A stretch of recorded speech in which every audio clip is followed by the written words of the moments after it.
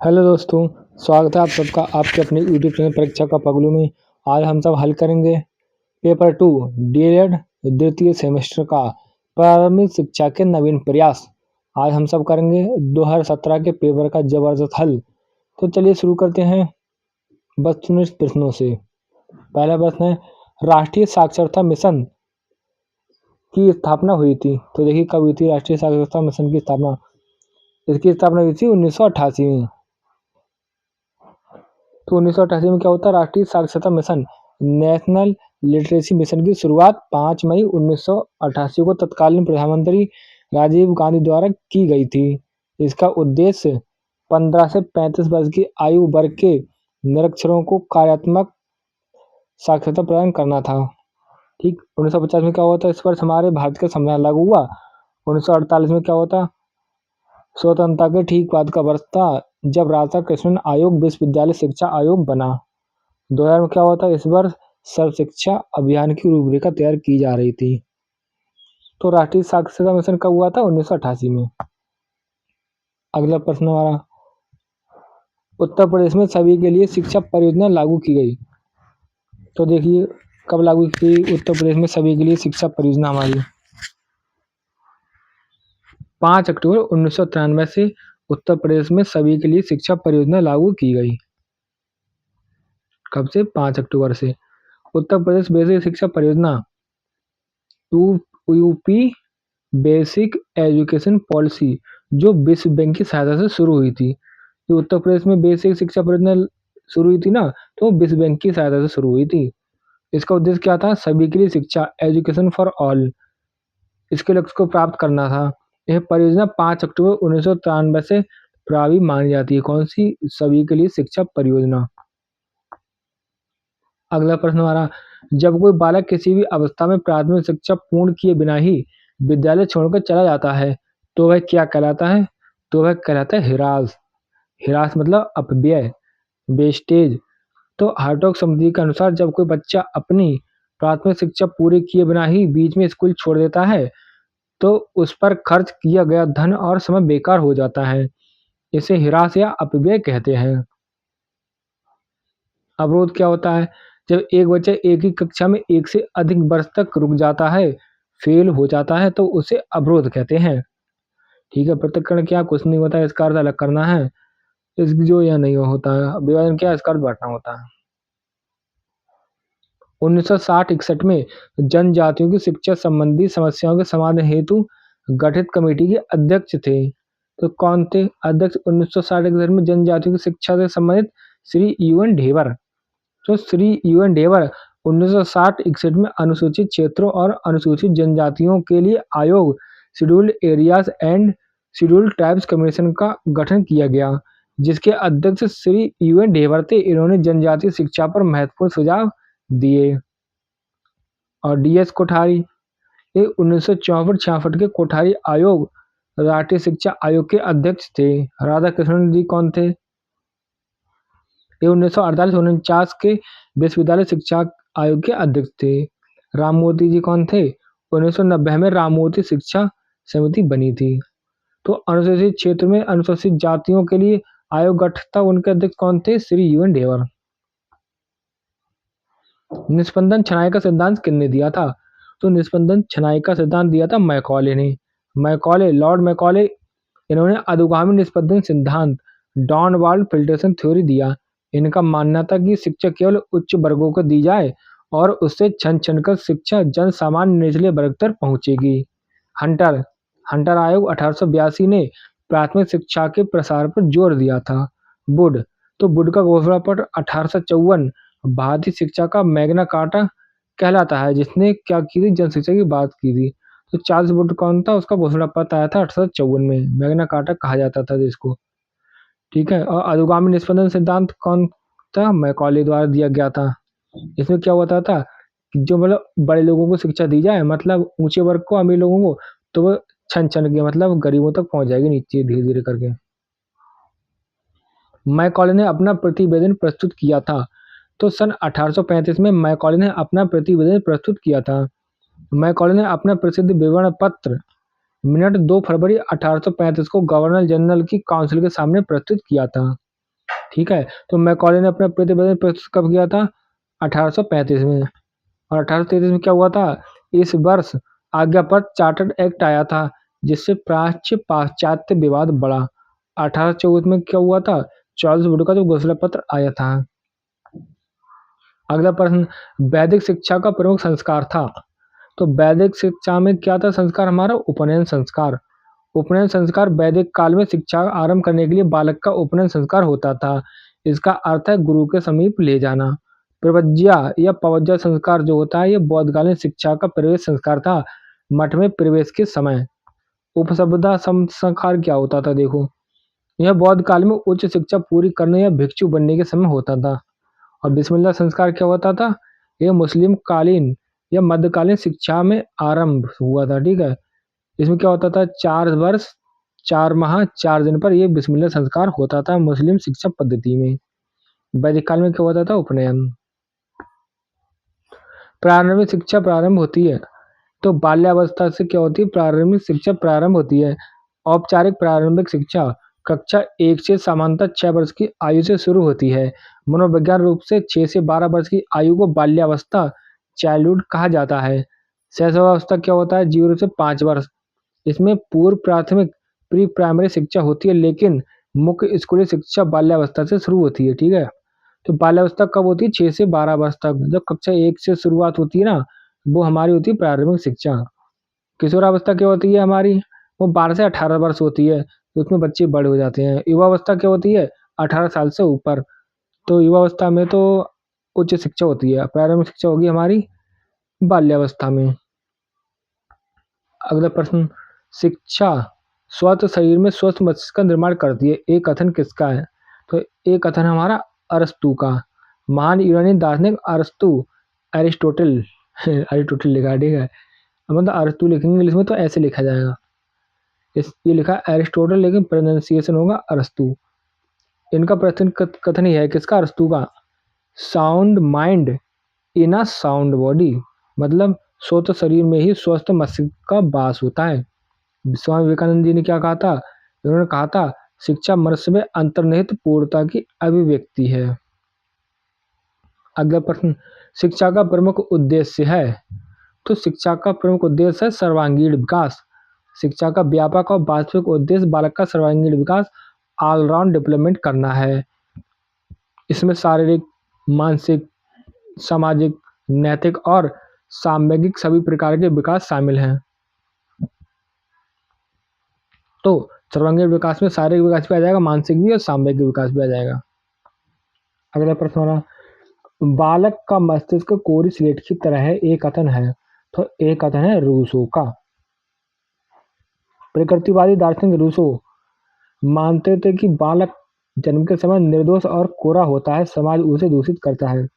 देखिए विशेष नोट, दर्शन शास्त्र में कोरी स्लेट टेबुलर रासा का सिद्धांत मुख्य रूप से जॉन लॉक का है, परंतु सीटेट, यूबीटेट, बीटीसी, डीएलएड की पुरानी उत्तर कुंजियों और विकल्पों की उपलब्धता के आधार पर जब लॉक विकल्प नहीं होते हैं, तो रूसो को प्रकृतिवाद और बालक की मासूमियत के संदर्भ में सही माना जाता है।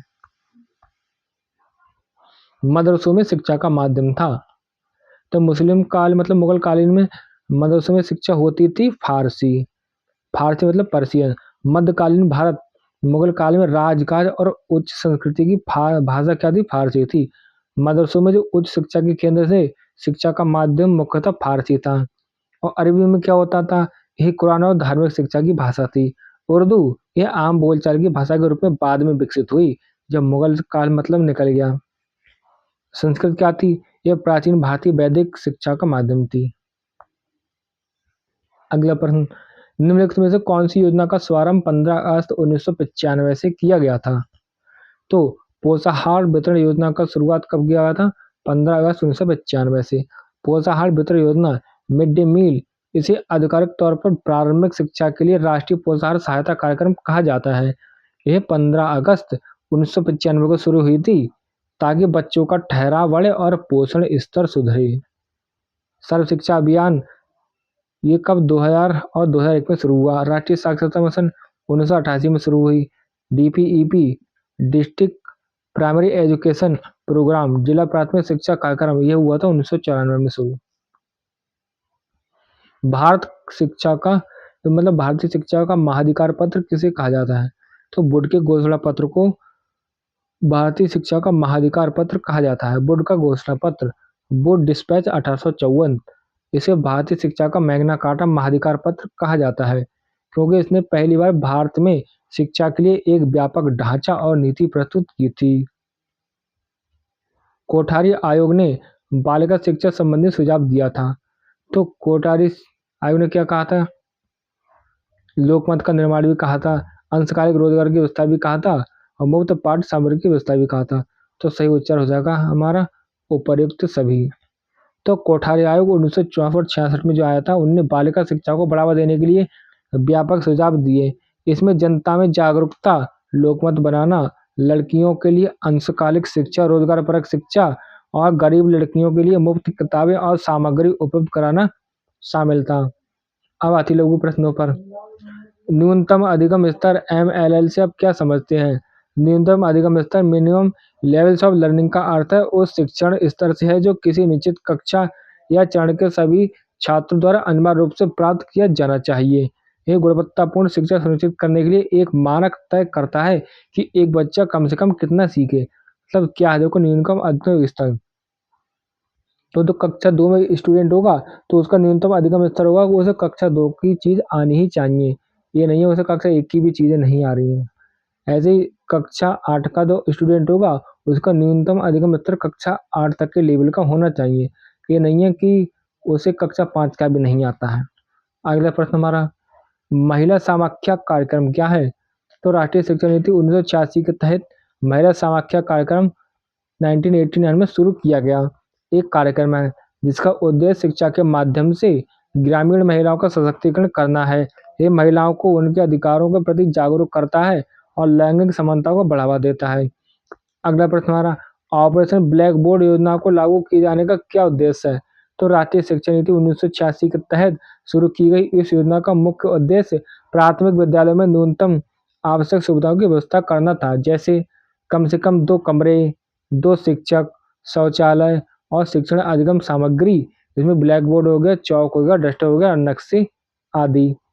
अगला प्रश्न हमारा, शिक्षा में अपव्यय एवं अवरोधन से आप क्या समझते हैं? तो अपव्यय वेस्टेज क्या है? प्राथमिक शिक्षा पूरी किए बिना ही बच्चे का स्कूल छोड़ देना। अवरोधन क्या है? स्टेग्नेशन, किसी बच्चे का एक ही कक्षा में 1 वर्ष से अधिक समय तक रुकना या उत्तीर्ण होना। ये दोनों प्राथमिक शिक्षा के सार्वभौमिकरण में बड़ी बाधाएं हैं। अगला प्रश्न हमारा, हंसा मेहता समिति 1962 के प्रमुख सुझाव क्या हैं? तो हंसा मेहता समिति ने स्त्री शिक्षा पर सुझाव दिए थे। कौन कौन से? प्राथमिक स्तर पर लड़के और लड़कियों का पाठ्यक्रम समान होना चाहिए। लड़कियों के लिए विज्ञान और गणित की शिक्षा अनिवार्य होनी चाहिए। उच्च स्तर पर लड़कियों के लिए गृह विज्ञान आदि विकल्प हो। ठीक है। अब अगला प्रश्न हमारा, जिला प्राथमिक शिक्षा कार्यक्रम डिस्ट्रिक्ट प्राइमरी एजुकेशन प्रोग्राम के 2 अधिकार विशेषताएं बताइए, क्या होंगी? देखिए, जिला प्राथमिक शिक्षा कार्यक्रम district primary education programme DPEP के 2 अधिकार, विकेंद्रीकरण, इसमें जिले को शिक्षा नियोजन की इकाई माना गया। सामुदायिक सहभागिता, ग्राम शिक्षा समितियों और स्थानीय समुदाय की सक्रिय भागीदारी सुनिश्चित की गई। किसमें? जिला प्राथमिक शिक्षा कार्यक्रम में। अगला प्रश्न हमारा, आरंभ में बेसिक शिक्षा परियोजना बेसिक एजुकेशन पॉलिसी के अंतर्गत किन जनपदों का चयन किया गया था? तो आरंभ में 1993 में बेसिक शिक्षा परियोजना बेसिक एजुकेशन पॉलिसी के अंतर्गत उत्तर प्रदेश के 10 जनपदों का चयन किया गया था। कौन कौन से थे? इलाहाबाद, इटावा, बांदा, सीतापुर, अलीगढ़, गोरखपुर, वाराणसी, नैनीताल, पौड़ी गढ़वाल और झांसी। ठीक है। बाद में क्या हुआ था? उत्तराखंड अलग हो गया था, उत्तरांचल। ठीक है। तो नैनीताल और पौड़ी जो अब उत्तराखंड में है, पहले क्या थे? उत्तर प्रदेश में थे। अगला प्रश्न हमारा, अभिनव बालिका शिक्षा परियोजना के 2 उद्देश्य बताइए। तो अभिनव बालिका शिक्षा परियोजना के 2 उद्देश्य कौन कौन से हैं? बालिकाओं के नामांकन में वृद्धि करना, बालिकाओं के स्कूल छोड़ने की दर, ड्रॉप आउट रेट को कम करना और उन्हें आत्मनिर्भर बनाना। अगला प्रश्न हमारा, राज्य शैक्षिक अनुसंधान प्रशिक्षण परिषद SCERT के किन्हीं 2 कार्यों को बताइए। तो देखिए, राज्य शैक्षिक अनुसंधान एवं प्रशिक्षण परिषद, ठीक है, SCERT के 2 कार्य कौन कौन से? राज्य स्तर पर विद्यालय शिक्षा के लिए पाठ्यक्रम मतलब करिकुलम और पाठ्य पुस्तकों का निर्माण करना, ठीक है। और दूसरा क्या है, सेवा और पूर्व सेवा शिक्षकों जैसे बीटीसी, डीएलएड के लिए प्रशिक्षण कार्यक्रमों का आयोजन करना। अगला प्रश्न हमारा, राष्ट्रीय शिक्षक शिक्षा परिषद एनसीटीई की स्थापना कब हुई? तो राष्ट्रीय शिक्षक शिक्षा परिषद को 1993 के एक्ट 17 अगस्त 1995 को एक वैधानिक मतलब स्टेचुटरी संस्था के रूप में स्थापित किया गया। इससे पहले ये 1973 से एक सलाहकार निकाय के रूप में कार्य कर रही थी। अगला प्रश्न हमारा, ब्रिज कोर्स से आप क्या समझते हैं? तो ब्रिज कोर्स उन बच्चों के लिए चलाया जाता है जो स्कूल छोड़ चुके हैं, ड्रॉप आउट, ठीक है, या कभी स्कूल नहीं गए। और इसका क्या उद्देश्य है ब्रिज कोर्स का? इसका उद्देश्य है कि उन्हें थोड़े समय में आवश्यक शिक्षा देकर उनकी उम्र के अनुसार मुख्य धारा की कक्षा में प्रवेश के योग्य बनाना है। जैसे कोई कक्षा 2 का बच्चा छोड़ के चला गया स्कूल, तो एक दो साल बाद उसको ब्रिज कोर्स कराया जाएगा कि उसे कक्षा 2 तक का कुछ चीज़ आ जाए, फिर उसका एडमिशन करा दिया जाएगा कक्षा 3 में। अगला प्रश्न हमारा, स्कूल रेडीनेस कार्यक्रम की विशेषताएं बताइए। तो स्कूल रेडीनेस विद्यालय तैयारी कार्यक्रम कक्षा 1 में प्रवेश लेने वाले बच्चों के लिए 6 से 8 सप्ताह तक का होता है। इसकी विशेषता यह है कि यह बच्चों को खेल-खेल में स्कूल के माहौल के साथ सामंजस्य बिठाने और पढ़ने लिखने की शुरुआती तैयारी में मदद करता है। अगला प्रश्न हमारा, मैकॉले के निस्पंदन सिद्धांत से आप क्या समझते हैं? तो मैकॉले का निस्पंदन सिद्धांत, मैकॉले का मानना था कि सरकार के पास जनसाधारण को शिक्षित करने के लिए धन की कमी है, इसलिए केवल उच्च वर्ग को अंग्रेजी शिक्षा दी जाए। उच्च वर्ग के शिक्षित होने पर उनका संस्कृति और ज्ञान जो है छन छन कर मतलब फिल्टर होकर निचले वर्ग तक स्वतः ही पहुंच जाएगी। अगला प्रश्न हमारा, प्राथमिक शिक्षा के संबंध में बोर्ड डिस्पैच की प्रमुख संतुष्टियां क्या हैं? तो प्राथमिक शिक्षा के संदर्भ में बोर्ड डिस्पैच की प्रमुख संतुष्टियां कौन कौन सी? शिक्षा का दायित्व सरकार का होना चाहिए, क्रमबद्ध विद्यालयों की स्थापना, जैसे पहले प्राथमिक स्कूल हो, फिर मिडिल हो, फिर हाई स्कूल हो और फिर उसके बाद कॉलेज। सहायता अनुदान प्रणाली, ग्रांट इन एड की शुरुआत, मतलब जो प्राइवेट स्कूल होते थे उनको अनुदान देना, यह बोर्ड डिस्पैच की हमारी विशेषता थी।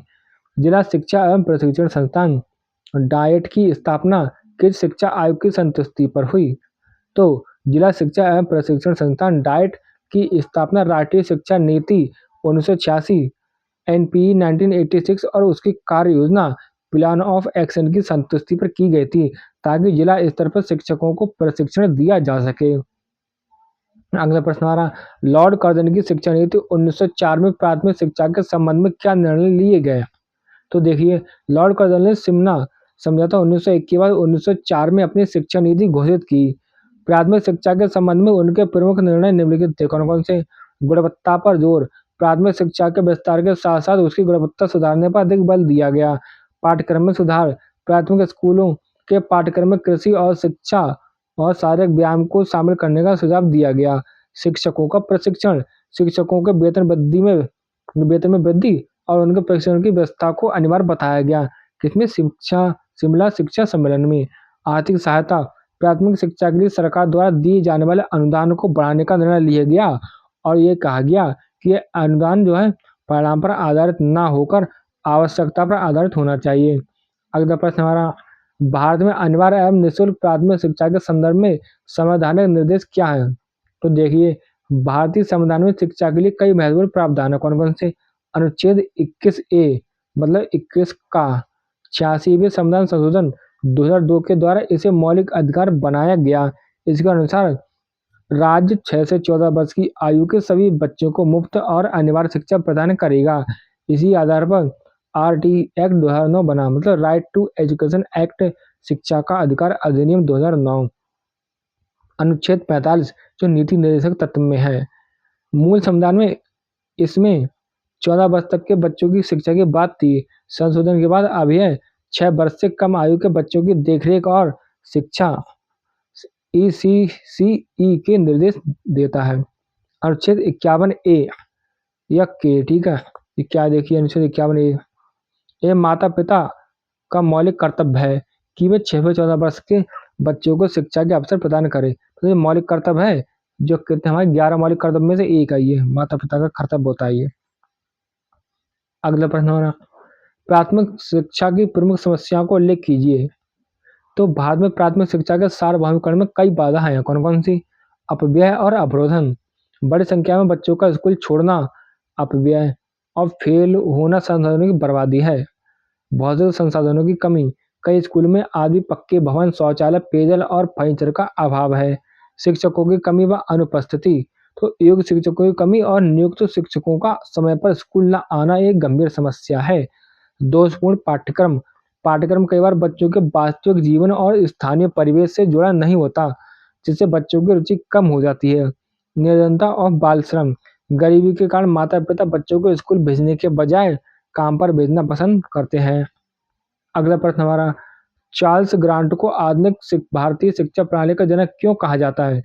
तो देखिए, Charles grant east India company के एक कर्मचारी थे। उन्होंने 1792 में एक पुस्तिका लिखी जिसमें उन्होंने तर्क दिया कि भारत की सामाजिक कुरीतियों और अज्ञानता को दूर करने का एकमात्र उपाय अंग्रेजी शिक्षा और ईसाई धर्म का प्रचार है।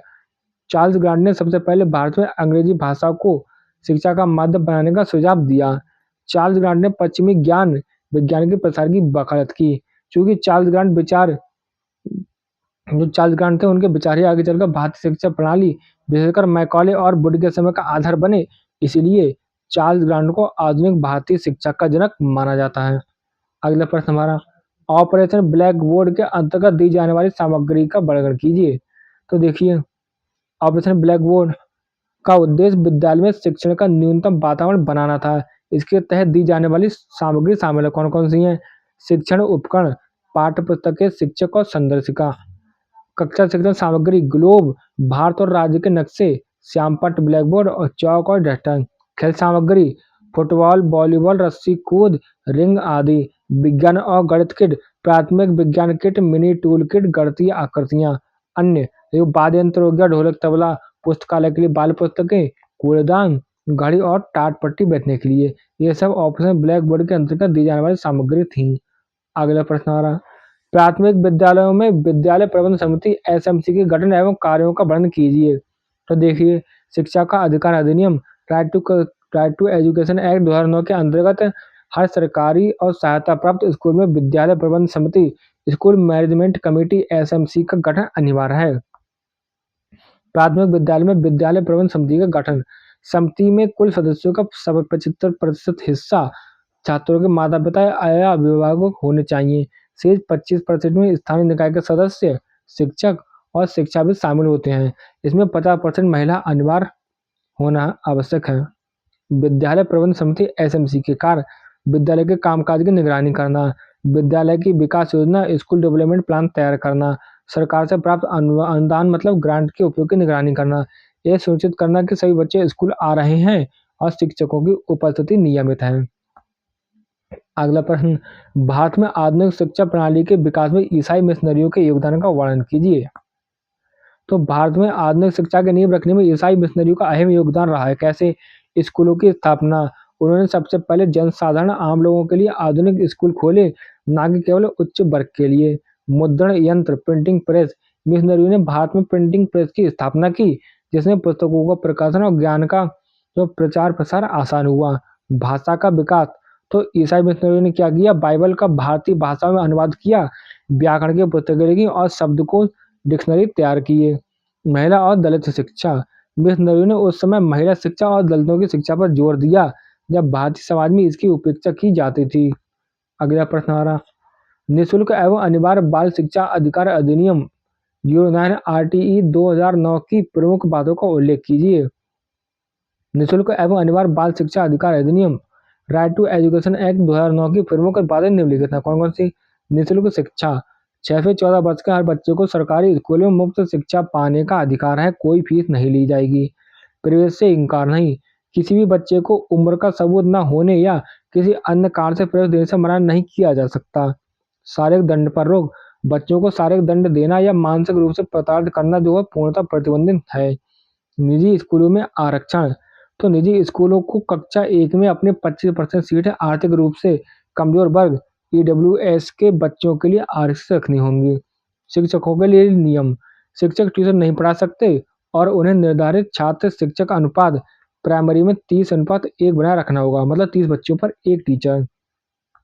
अगला प्रश्न, सेवारत अध्यापकों का विस्तृत अभिविन्यास कार्यक्रम पी मोस्ट की मुख्य बातों का वर्णन कीजिए। तो सेवारत अध्यापकों का विस्तृत अभिविन्यास कार्यक्रम पी मोस्ट पी मोस्ट की हिंदी फुल फॉर्म क्या है? सेवारत अध्यापकों का विस्तृत अभिविन्यास कार्यक्रम। Programme of mass orientation of school teacher, सेवारत अध्यापकों का विस्तृत अभिविन्यास कार्यक्रम 1986 से 1990 के बीच चलाया गया। ठीक है। सेवारत अध्यापकों का विस्तृत अभिविन्यास कार्यक्रम पी मोस्ट के उद्देश्य राष्ट्रीय शिक्षा नीति एनपीई 1986 की सिफारिशों और ऑपरेशन ब्लैक बोर्ड योजना के तहत उपलब्ध कराई गई सामग्री के सही उपयोग के बारे में शिक्षकों को प्रशिक्षित करना। सेवारत अध्यापकों का विस्तृत अभिविन्यास कार्यक्रम पी मोस्ट की मुख्य बातें। इसमें प्राथमिक और उच्च प्राथमिक स्तर के लाखों शिक्षकों को शिविर लगाकर प्रशिक्षित किया गया। शिक्षकों को बाल केंद्रित शिक्षण विधियों और एक्टिविटी बेस्ड लर्निंग के बारे में बताया गया। पाठ्यक्रम और पाठ्यपुस्तकों में बदले हुए बदलावों को मतलब क्या हुआ था, शिक्षकों को प्रदर्शित कराया गया। और अगला प्रश्न देखिए लास्ट, जिला शिक्षा एवं प्रशिक्षण संस्थान डाइट के प्रमुख कार्यों का उल्लेख कीजिए।